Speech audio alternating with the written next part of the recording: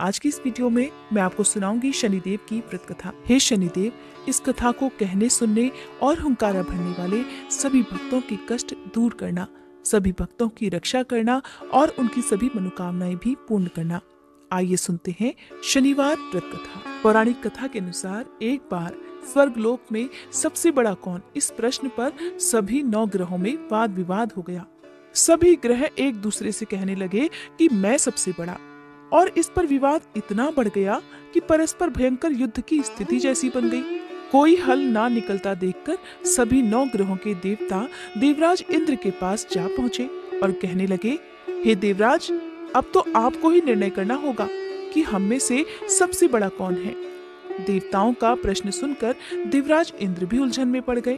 तब देवराज इंद्र कहने लगे, हे नवग्रहों, आपके प्रश्न ने तो मुझे भी उलझन में डाल दिया है। मैं इस प्रश्न का उत्तर देने में असमर्थ हूँ।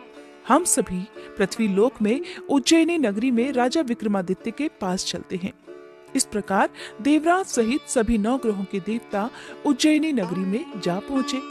महल में पहुंचकर जब देवताओं ने उनसे अपना प्रश्न पूछा, तब राजा विक्रमादित्य भी कुछ देर के लिए परेशान हो उठे, क्योंकि सभी देवतागण अपनी अपनी शक्तियों के कारण महान थे। सभी नवग्रहों में से किसी भी एक को छोटा या बड़ा कह देने से उनके क्रोध का शिकार होना पड़ सकता था। अचानक राजा विक्रमादित्य को एक उपाय सूझा, क्योंकि राजा विक्रमादित्य को न्याय के लिए जाना जाता था। इसलिए उन्होंने न्याय करने के लिए विभिन्न धातुओं अर्थात स्वर्ण, रजत, कांसा, ताम्र, शीशा, रांगा, जस्ता, अभ्रक और लोहे के 9 आसन बनवाए। धातुओं के गुणों के अनुसार सभी आसनों को एक दूसरे के पीछे रखवाकर उन्होंने सभी देवतागणों को अपने अपने सिंहासन पर बैठने के लिए कहा। देवताओं के बैठने के बाद राजा विक्रमादित्य ने कहा, आपका निर्णय तो स्वयं हो गया। जो सबसे पहले सिंहासन पर विराजमान है वही सबसे बड़ा है। राजा विक्रमादित्य के निर्णय को सुनकर शनि देवता ने सबसे पीछे आसन पर बैठने के कारण अपने आप को छोटा जानकर क्रोधित होकर कहा, हे राजा विक्रमादित्य, तुमने मुझे सबसे पीछे बैठाकर मेरा अपमान किया है। तुम मेरी शक्तियों से परिचित नहीं हो। मैं तुम्हारा सर्वनाश कर दूंगा। तब शनिदेव ने कहा, सूर्य एक राशि पर 1 महीने, चंद्रमा 2.25 दिन, मंगल 1.5 महीने, बुध और शुक्र 1 महीने, बृहस्पति 13 महीने रहते हैं, लेकिन मैं किसी राशि पर 7.5 वर्ष अर्थात 7.5 जिसे कहते हैं तक रहता हूँ। बड़े बड़े देवताओं को मैंने अपने प्रकोप से पीड़ित किया है। यहाँ तक कि श्री राम को भी 7.5 के कारण ही वन में जाकर रहना पड़ा था। रावण को 7.5 के कारण ही युद्ध में मृत्यु का शिकार बनना पड़ा। हे राजा, अब तू भी मेरे प्रकोप से नहीं बच सकेगा। इसके बाद अन्य ग्रहों के देवता तो बड़ी प्रसन्नता के साथ वहां से चले गए, परंतु शनिदेव बड़े क्रोध के साथ वहां से विदा हुए। राजा विक्रमादित्य पहले की तरह ही न्याय करते रहे। उनके राज्य में सभी स्त्री पुरुष बड़े आनंद से अपना जीवन यापन कर रहे थे। इस प्रकार कुछ दिन ऐसे ही सुकून से बीत गए, लेकिन उधर शनि देवता अभी तक अपने अपमान को नहीं भूल पाए थे। राजा विक्रमादित्य से बदला लेने के लिए एक दिन शनिदेव ने घोड़े के व्यापारी का रूप धारण किया और बहुत से घोड़ों के साथ उज्जैनी नगरी में जा पहुंचे। राजा विक्रमादित्य ने अपने राज्य में किसी घोड़े के व्यापारी के आने का समाचार सुना, तो उन्होंने भी अपने अश्वपाल को कुछ घोड़े खरीदने के लिए भेज दिया, क्योंकि राजा को घोड़े पालने का भी शौक था। अब घोड़े तो बहुत कीमती थे। अश्वपाल ने जब वापस लौटकर इस बारे में राजा विक्रमादित्य को बताया, तो राजा ने स्वयं आकर एक सुंदर और शक्तिशाली घोड़े को पसंद कर लिया। घोड़े की चाल देखने के लिए राजा उस घोड़े पर सवार हुए, तो वो घोड़ा तो बिजली की गति से दौड़ पड़ा। तेजी से दौड़ता हुआ घोड़ा राजा को दूर एक जंगल में ले गया और फिर वहां राजा को गिराकर जंगल में कहीं गायब हो गया। अब राजा अपने नगर को लौटने के लिए जंगल में ही भटकने लगा, लेकिन उन्हें लौटने का कोई रास्ता ही नहीं मिला। भटकते भटकते जंगल में इस प्रकार राजा को जोर से भूख प्यास लगने लगी। काफी दूर तक भटकने के बाद आखिरकार राजा को एक चरवाहा मिला। राजा ने उससे पानी मांगा। पानी पीकर राजा ने उस चरवाहे को अपनी अंगूठी दे दी। फिर उससे रास्ता पूछकर वो जंगल से निकलकर पास के ही एक नगर में जा पहुंचा। अब राजा विक्रमादित्य ने एक सेठ की दुकान पर बैठकर कुछ देर तक तो आराम किया। उस सेठ से राजा ने बातचीत की। राजा के बारे में पूछा तो राजा ने बताया कि मैं उज्जैनी नगरी से आया हूँ। राजा के कुछ देर दुकान पर बैठने से अब सेठ जी को बहुत बिक्री हुई। सेठ जी ने राजा को बड़ा भाग्यवान समझा कि इन्हीं के कारण आज मेरी दुकान में सबसे ज्यादा बिक्री हुई है। तो उन्होंने खुश होकर राजा को अपने घर पर भोजन के लिए आमंत्रित कर दिया और उन्हें अपने घर ले गए। सेठ के घर में सोने का एक हार खूंटी पर लटका हुआ था। राजा को उस कमरे में छोड़कर सेठ कुछ देर के लिए बाहर चला गया। तभी एक आश्चर्यजनक घटना घटी। राजा विक्रमादित्य के देखते ही देखते सोने के उस हार को खूंटी ने निगल लिया।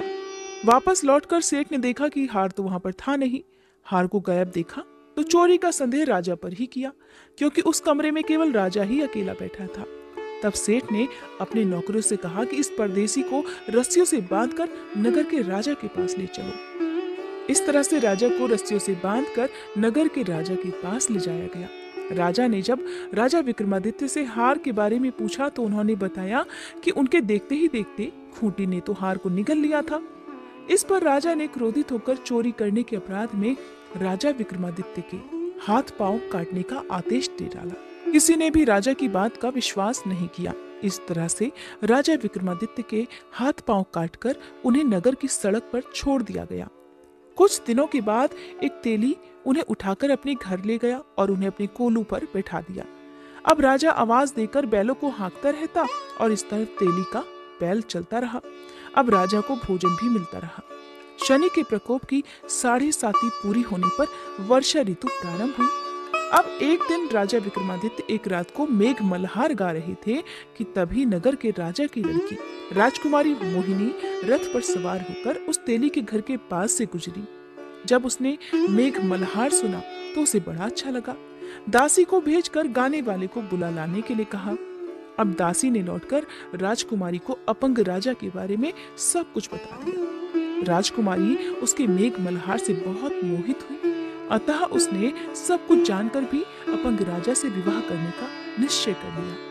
राजकुमारी ने अपने माता पिता से जब यह बात कही कि वो एक अपंग से विवाह करना चाहती है तो वे हैरान रह गए। रानी ने मोहिनी को समझाया, बेटी तेरे भाग्य में तो किसी राजा की रानी होना लिखा है, फिर तो उस अपंग से विवाह करके अपने पांव पर कुल्हाड़ी क्यों मार रही है।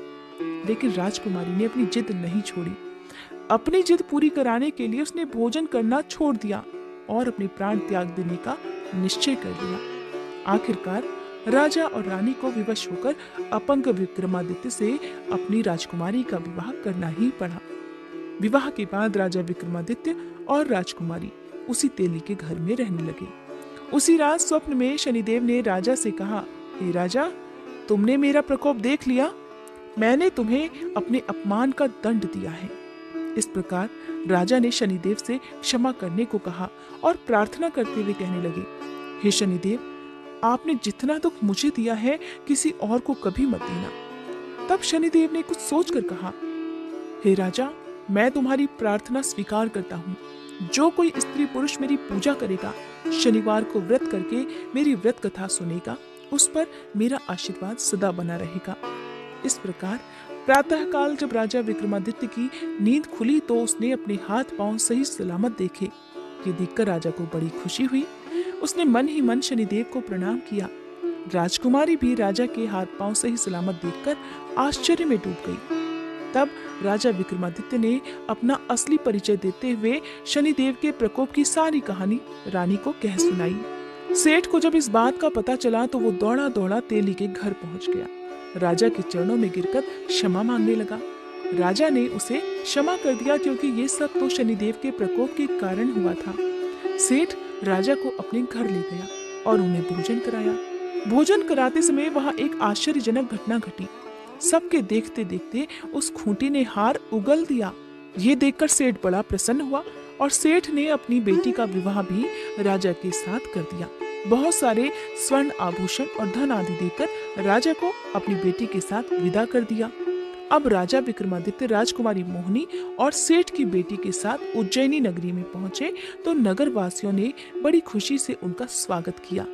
अगले दिन राजा विक्रमादित्य ने पूरे राज्य में घोषणा करा दी कि शनिदेव सभी देवों में सर्वश्रेष्ठ हैं, इसलिए हर स्त्री और पुरुष शनिवार को उनका व्रत करें और व्रत कथा अवश्य सुने।